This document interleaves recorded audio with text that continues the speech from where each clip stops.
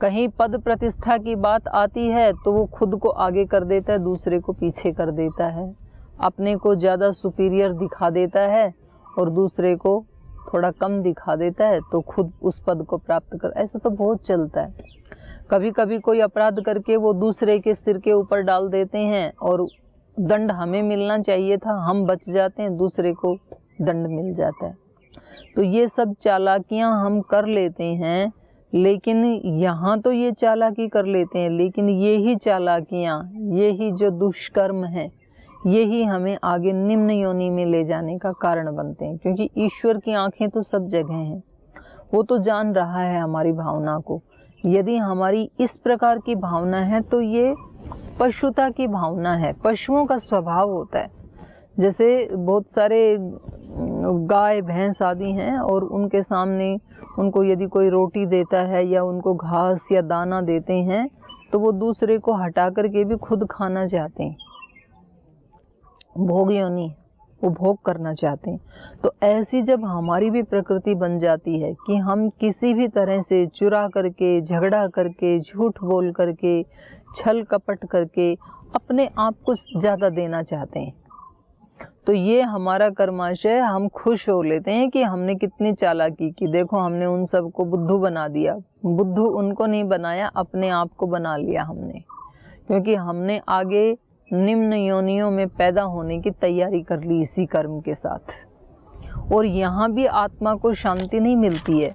यहाँ पर भी जो इस प्रकार का आचरण करते हैं ना, तो अंदर से कहीं ना कहीं उनको भय बना रहता है कि कहीं मेरे इस कर्म के बारे में दूसरे को पता लग गया तो, और वो उसको वर्षों तक भी भय बना रहता है। उसको लगता है कि 5 साल के बाद भी किसी को पता लग गया कि ये गलत काम मैंने किया था तो हमेशा एक भय का एहसास, उसका चित्त कभी भी बिल्कुल पूर्ण शांत, पूर्ण तृप्त ऐसे नहीं हो सकता है। जैसे महापुरुषों का होता है, जैसे योगियों का होता है, ऐसा उसका कभी भी उसका चित्त ऐसा नहीं होता है कि मैं पूर्ण तृप्त हूँ, पूर्ण शांत हूँ। उसको भय बना ही रहता है, क्योंकि कुछ ना कुछ तो त्रुटियां की होती हैं उसने, तो ना इस जन्म में उसको शांति मिलती है। गीता में ही पीछे आया था ना, अज्ञश्च संशय आत्मा, जो अज्ञानी है और जो संशय आत्मा है उसका तो विनाश होता है। जो अज्ञानी है और जो हर बात में शक करता है तो उसका तो विनाश हो जाता है। ना उसको इस लोक में सुख मिलता है, और यहाँ पर ही सुख नहीं मिला तो वैसे संस्कार बनाए तो परलोक में भी, अगले जन्म में भी कहाँ सुख मिलने वाला है। तो ये इसलिए हमें गीताकार यहाँ पर भगवान कृष्ण अर्जुन के माध्यम से अर्जुन को अवेयर कर रहे हैं। अर्जुन, जो ये तेरे मन में भय आदि उत्पन्न हो रहे हैं ना, ये तो सारे प्रकृति के गुण हैं, तेरे गुण नहीं है। ये तुझ में कभी कोई परिवर्तन नहीं आता है। तू तो एक रस रहने वाला, नित्य पवित्र रहने वाला आत्मा है तू। तो इन सब को तू प्रकृति जान गुणान, प्रकृति से उत्पन्न हुए इन गुणों को तू प्रकृति का ही समझ, ये तेरे नहीं। तू अपने स्वरूप में स्थित रह और तेरे सामने जो भी कर्तव्य कर्म है उसको तू कर। ऐसा जो नहीं करते हैं तो फिर वो ही कर्म गुण संगो अस्य सद असद योनि जन्मसु कारणम, क्योंकि तेरा ये रोजाना का प्रतिपल का जो किया हुआ जो कर्म है, जो तूने ये अपना कर्माशय बनाया है और अभी भी बना रहा है प्रतिपल, तो तू अपने हाथों से अपना भाग्य लिख रहा है। ये ही तुझे अच्छी या बुरी, सत माने अच्छी, असत माने बुरी, अच्छी या बुरी योनियों में, उच्च योनियों में या निम्न योनियों में जन्म दिलाने के लिए कारण बनेंगे। आगे कहा, उपद्रष्टानुमन्ता च भर्ता भोक्ता महेश्वरः परमात्मेति चाप्युक्तो देहेऽस्मिन् पुरुषः परः। उपद्रष्टा अनुमन्ता च भर्ता भोक्ता महेश्वरः। उपद्रष्टा, उपद्रष्टा मतलब दूर से देखने वाला। जैसे ही व्यक्ति को ये ज्ञान कहीं से मिला कि मैं अलग हूँ, मतलब मुझ आत्मा का स्वरूप शरीर से भिन्न है, शरीर अलग है, और जो 20 गुण बताए थे पीछे ज्ञान, मुझे उस ज्ञान की स्थिति में रहना है। जैसे ही उसको ये कहीं से मिल जाता है तो सबसे पहले वो व्यक्ति की यात्रा कहाँ से शुरू होती है, वो स्टार्ट कहाँ से करता है, इसको उपद्रष्टा। जब उसको पता लग जाता है तो वो फिर एक उपद्रष्टा की स्थिति में आता है। जैसे ही वो कुछ भी कर्म करता है या कुछ भी विचार करता है तो उसको वो एक उपद्रष्टा, एक देखने वाले की तरह से उसको देखता है कि अब मेरे मन में ये चल रहा है, अब मेरी बुद्धि में ये चल रहा है, अब मेरे हाथों से ये कर्म हो रहा है, अब मेरी वाणी से ये कर्म हो रहा है, अब मेरे शरीर से ये कर्म हो रहा है, ये अच्छा हो रहा है, ये निम्न हो रहा है। उसको वो जस्ट देखता भर है सबसे पहले, क्योंकि जागरूकता नाम इसी का ही है। शुरू में वो उसको हटाता नहीं है, कंट्रोल नहीं करता है। इसलिए कुछ लोग जब ध्यान उपासना में बैठते हैं ना, तो ये एक पद्धति है, इसको विपश्यना भी कहते हैं और उत्प्रेक्षा ध्यान भी कहते हैं इसको। तो वो सिखाते हैं कि आप केवल अपने श्वास को देखें, उसके उपद्रष्टा बने, उसको चेंज ना करें। श्वास कैसे चल रही है, वो बहुत गहरी चल रही है या मीडियम चल रही है या बहुत शॉर्ट चल रही है, छिछली चल रही है, जैसी भी चल रही है, आप उसको केवल देखें, उपद्रष्टा बने। उपद्रष्टा बनने से ही आपको पता लगेगा, अरे क्या क्या एक्टिविटीज चल रही हैं, मेरे चित्त में क्या क्या चल रहा है। उससे पहले तो हमें पता ही नहीं चलता है। इसीलिए लोगों की ये शिकायत होती है, जी ध्यान में बैठते हैं ना तो ध्यान में मन नहीं लगता है। ध्यान में मन कहाँ लगेगा? ध्यान में तो हम 24 घंटे में से अब 5 मिनट बैठे हैं, तो 24 घंटे तक जो तूफान चल रहा था हमारे माइंड में और हमने बेरोक टोक उसको चलने दिया था, उसके ऊपर कभी तो हमने कंट्रोल नहीं किया, कभी उसको ऑब्जर्व नहीं किया कि क्या चल रहा है, क्यों चल रहा है। वो 5 मिनट में कैसे रुक जाएगा? 5 मिनट में तो वो थोड़ा उसकी झलक दिखने लगती है कि क्या क्या चल रहा है, और हमारी हिम्मत नहीं होती है कि हम उसको देख पाएं। इसलिए हम वहाँ से भागना चाहते हैं, हम घबराते हैं वहाँ एकांत से। तो ये कह रहे हैं कि जब आप को ये ज्ञान होगा, जब आप ज्ञान में स्थित होंगे और आप जैसा गीता में बताया है अपने स्वरूप में प्रतिष्ठित होकर के जीने के बारे में, ऐसा जब आप जीना शुरू करेंगे तो शुरुआत होगी उपद्रष्टा। सबसे पहले आप अपने उपद्रष्टा बन जाते हैं। आप तो अपने कर्मों के उपद्रष्टा बन जाते हैं और ईश्वर हमारा उपद्रष्टा है, ये भी एहसास हो जाता है। उससे पहले हमें नहीं पता होता कि कोई हमें देख भी रहा है, क्योंकि हम ही नहीं देख रहे अपने आप को, तो हमें कौन देख रहा है वो भी हमें पता नहीं चलता है। तो जैसे ही हम अपने कर्मों के प्रति अवेयर होते हैं,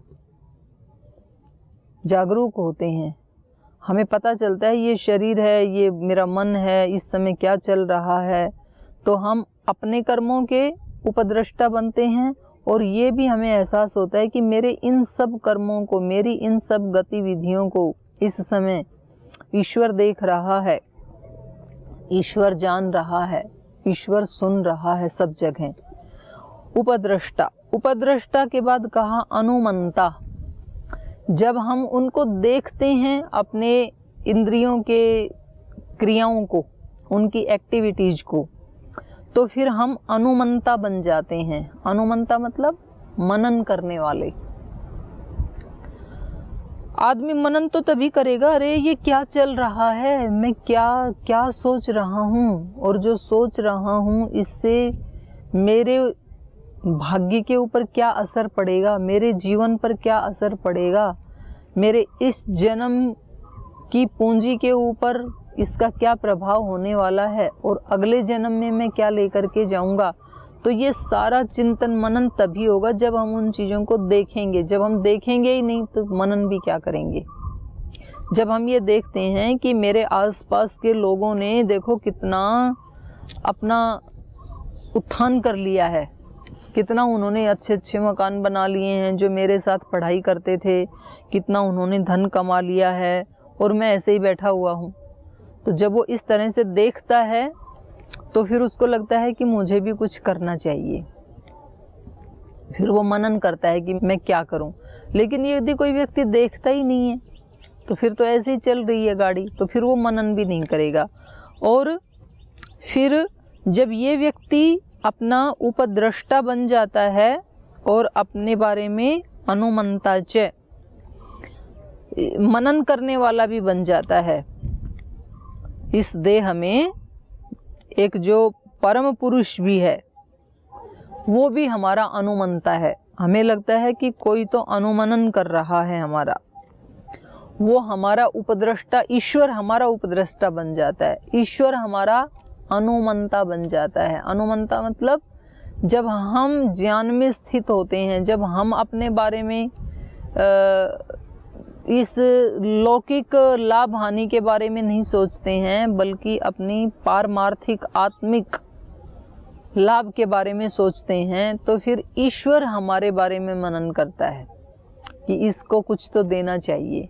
जब तक हम लोक में भी इसको देखते हैं, जो व्यक्ति हमेशा अपने बारे में ही सोचता है, दूसरे की खुशियों के बारे में नहीं सोचता है, तो फिर दूसरे लोग उसकी खुशियों के बारे में नहीं सोचते हैं, क्योंकि लोगों को पता है ये तो हमेशा अपने बारे में ही सोचता है, तो ये अपने बारे में खुद ही सोच लेगा, हमें चिंता करने की क्या ज़रूरत है।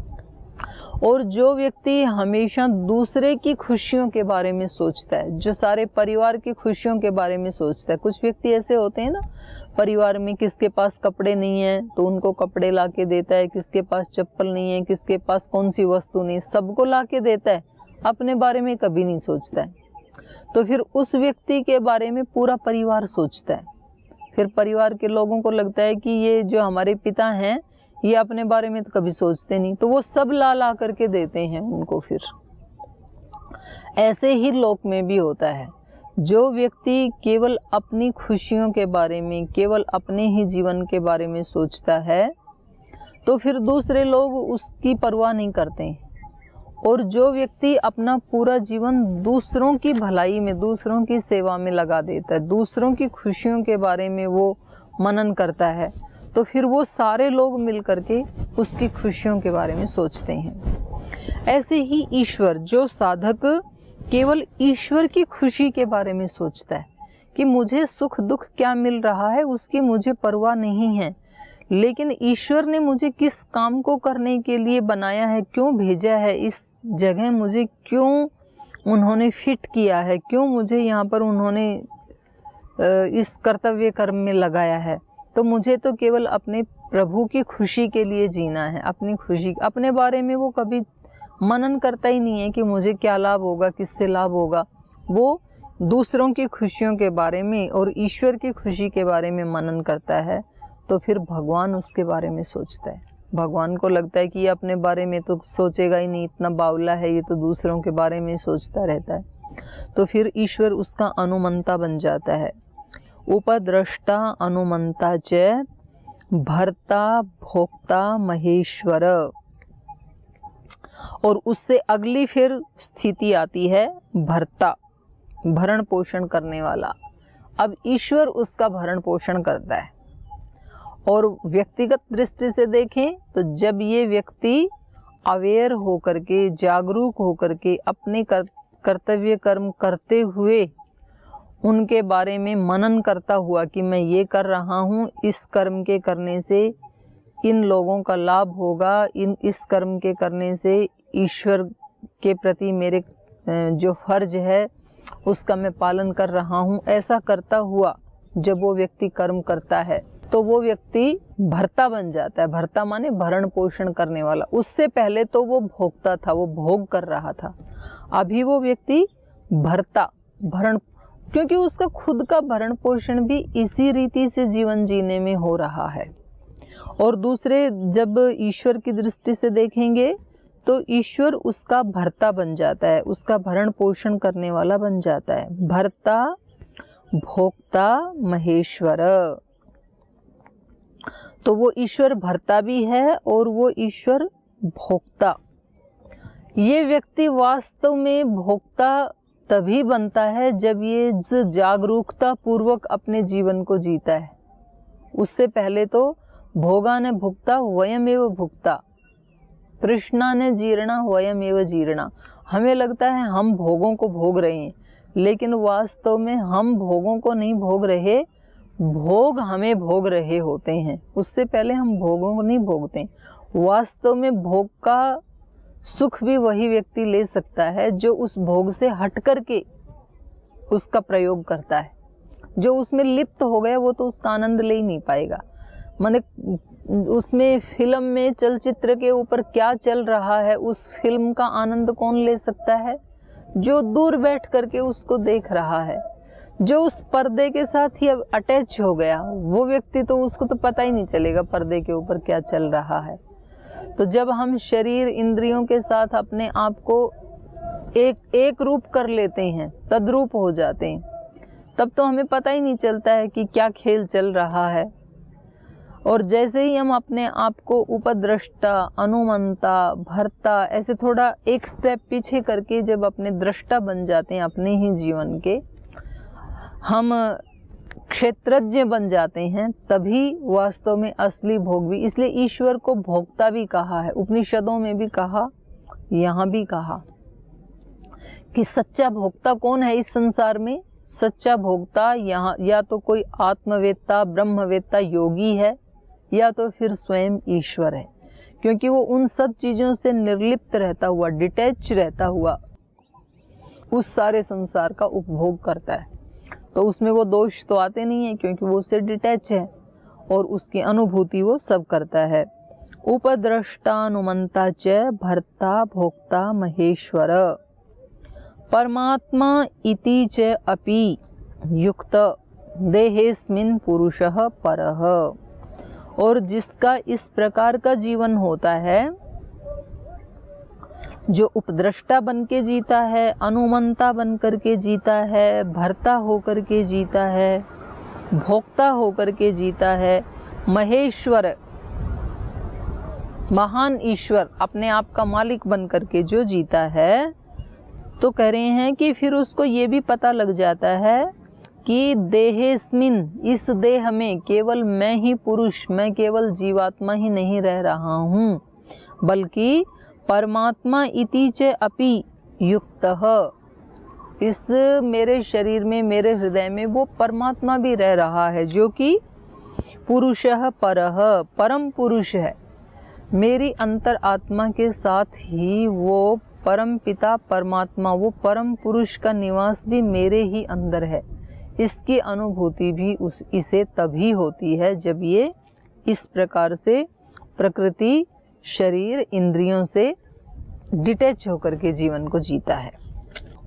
आगे कहा, य एवं वेत्ति पुरुषं प्रकृतिं च गुणैः सह सर्वथा वर्तमानोऽपि न स भूयोऽभिजायते। य एवं वेत्ति पुरुषं प्रकृतिं च गुणैः सह। तो ये बहुत विस्तृत वर्णन यहाँ पर क्षेत्र का, क्षेत्रज्ञ का और ज्ञान का, तीन ही चीज़ें हैं जानने योग्य जो हैं। एक तो ज्ञान हो, हमारे अंदर ज्ञान है तो उस ज्ञान में स्थित रहते हुए, उसको साधन बनाते हुए हम क्षेत्र और क्षेत्रज्ञ दोनों के स्वरूप को जान सकते हैं। तो ये एवं वेत्ति पुरुषम, तो इस प्रकार से जो इस पुरुष को जानता है, पुरुष का मतलब यहाँ दोनों है, पुरुष का मतलब यहाँ जीवात्मा, पुरुष का मतलब है यहाँ पे परमात्मा अर्थात चेतन। तो जो इस चेतन तत्व को जानता है, प्रकृतिम च, और जो प्रकृति के बारे में जानता है, प्रकृति का मतलब है पिंड में शरीर और ब्रह्मांड में ये पूरा संसार, ये दूसरे शरीर, ये हमारे संबंध, ये हमारे सगे संबंधी, पारिवारिक जन, आत्मीय जन, सामाजिक जन, हमारे राष्ट्रीय जन और पूरे विश्व के जन, इन सब के बारे में। प्रकृतिम पुरुषम च गुणैः सह, गुणों सहित, इसके गुण बताए थे पीछे, सुख दुख आदि जो हैं वो भी इस प्रकृति के ही गुण हैं। तो गुणों सहित इस प्रकृति को जानता है और अपने स्वरूप को जानता है और अपनी आत्मा में ही स्थित उस परमात्मा, परम पुरुष को भी जो जानता है। सर्वथा वर्तमानोपि, न स भूयो भी जायते।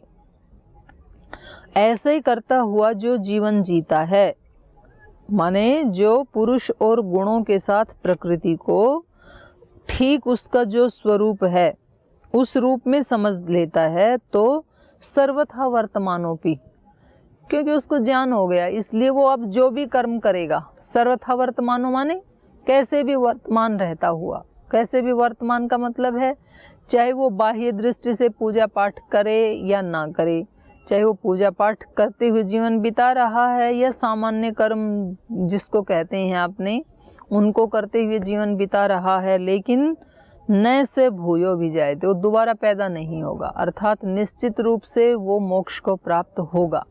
इसलिए आपने देखा होगा कि बहुत सारे ऐसे योगी महात्मा हमारे देश में हुए कि उनको ज्ञान हो गया था प्रकृति का और पुरुष का, शरीर का और आत्मा का और परमात्मा का। इसलिए वो जैसे संत रविदास जैसे उन्होंने अपने कर्तव्य कर्म को ही अपनी पूजा बना लिया। वो जूते बनाते जा रहे हैं और जूते बनाते बनाते ही वो कोई कह रहे हैं कि हम तो गंगा स्नान के लिए जा रहे हैं, आप भी हमारे साथ चलो। तो उन्होंने कहा मैं क्या करूँगा, मेरे तो ये खटो जो वो जूते बनाने का जो एक पात्र होता है जिसमें पानी भर के रखते हैं, उन्होंने कहा मेरे सामने तो यही गंगा है। तो दूसरे लोगों को लगा कि देखो कितना अभिमानी हो गया है ये। तो फिर उन्होंने कहा कि अच्छा आप जा ही रहे हो तो चलो हमारे भी ये 2 पैसे गंगा मैया को दे देना। तो वो उनको बड़ा आश्चर्य हुआ। तो वो वहाँ पर जाते हैं और वो पैसे उसमें डालना भूल जाते हैं गंगा मैया में।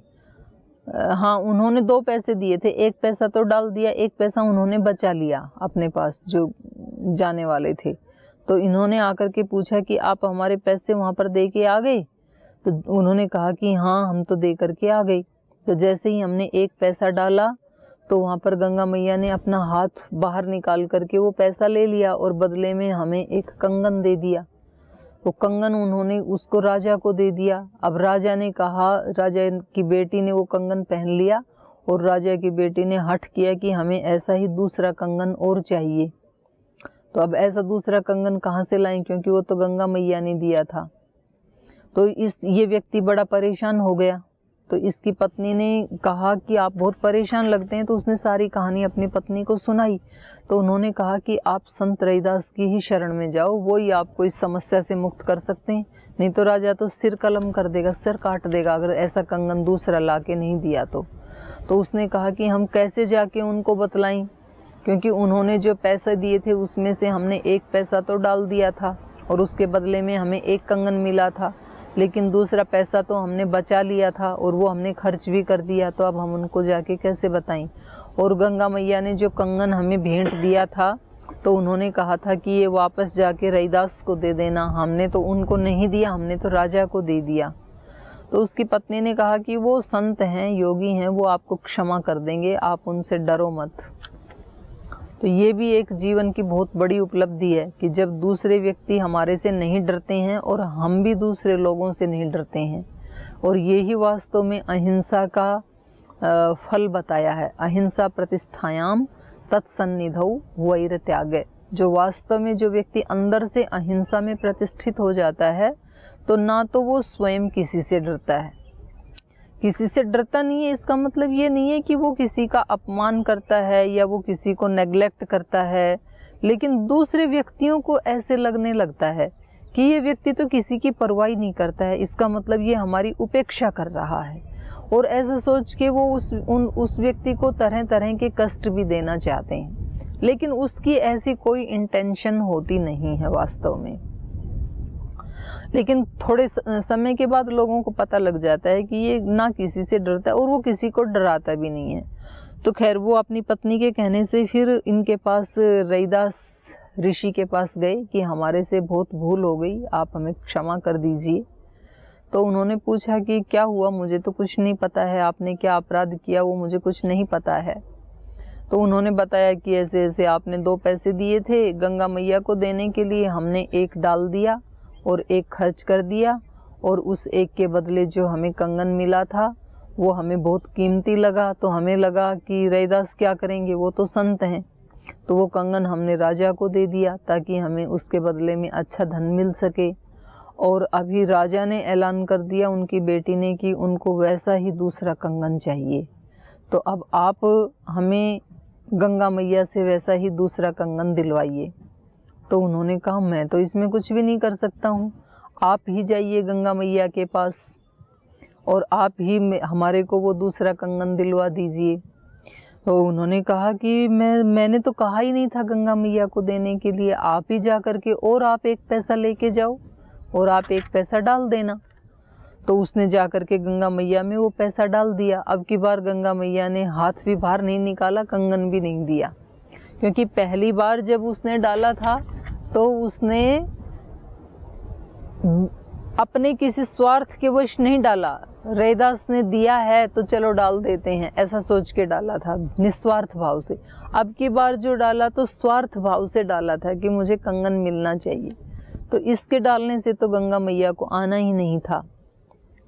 तो वो वापस आया निराश होकर के और उन्होंने संत रैदास के चरण पकड़ करके कहा कि आप ही अब हमारे जीवन का रक्षण कर सकते हैं, हमें बचा सकते हैं राजा से। तो फिर उन्होंने कहा कि आप ही चलो गंगा मैया के पास और आप हमें वो कंगन दिलाओ, आप प्रार्थना करेंगे, आप गंगा मैया से कहेंगे तो वो ज़रूर हमें देंगी। तो संत रैदास ने कहा कि मेरे लिए तो, मैंने तो तभी भी बताया था, मेरे लिए तो यही गंगा है। तो ये सारा मामला फिर राजा के पास पहुंचा और राजा ने कहा कि वो इतना अभिमानी हो गया क्या कि वो अपने उसी में गंगा को लाना चाहता है, तो चलो हम जा कर के देखते हैं। तो फिर राजा ने उनको कहा कि आप गंगा मैया से वो उन्होंने कहा मेरी तो यही गंगा मैया, मैं तो कहीं भी नहीं जाता हूँ अपने घर के बाहर। तो उन्होंने कहा कि यदि यही गंगा मैया है तो आप हमें यहाँ पर गंगा को प्रकट करवा के दिखाओ और यहाँ से ही ऐसा ही कोई दूसरा कंगन भी आप मंगवा करके दिखाओ। तो उन्होंने कहा कि मैं इस तरह के कोई चमत्कार करने के लिए ईश्वर की भक्ति नहीं करता हूँ, लेकिन फिर भी यदि इस घटना से आपका जीवन भी सत्य मार्ग पे चल पड़े और लाखों लोगों को भी यदि इससे आध्यात्मिकता की शिक्षा मिले तो चलो मैं गंगा मैया का आह्वान करता हूँ। और उन्होंने अपने सच्चे हृदय से भक्ति करनी शुरू की, आह्वान किया और गंगा मैया वहीं प्रकट हो गई और वैसा ही और एक कंगन ला करके दे दिया। तो तभी से ये कहावत चली थी कि मन चंगा तो खटोती में गंगा। अगर हमारा मन पवित्र है तो यहीं हमारे पास ही उस ईश्वर का निवास है। तो इसलिए यहाँ पर भी ऐसे ही बताया कि जो व्यक्ति इन तीन के रहस्य को जान लेता है, प्रकृति, पुरुष और ज्ञान, तो वो सर्वथा वर्तमानोपि, चाहे वो कुछ भी कर्म कर रहा है, बाह्य दृष्टि से देखने में भले ही वो सामान्य कर्म भी क्यों ना हो, उनको करते हुए भी न से भूयो अभिजायते, वो दोबारा पैदा नहीं होगा, अर्थात वो तो मुक्त हो चुका है।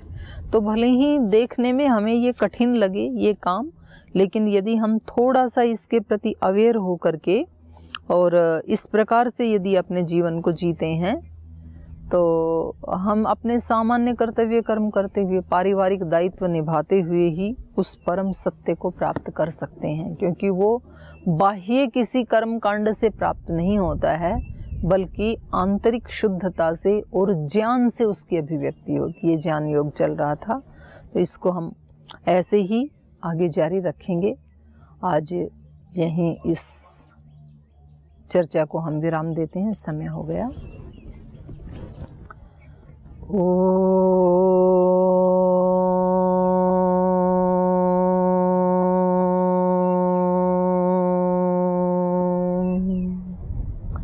शांति शांति शांति। श्री गुरुभ्यो नमः।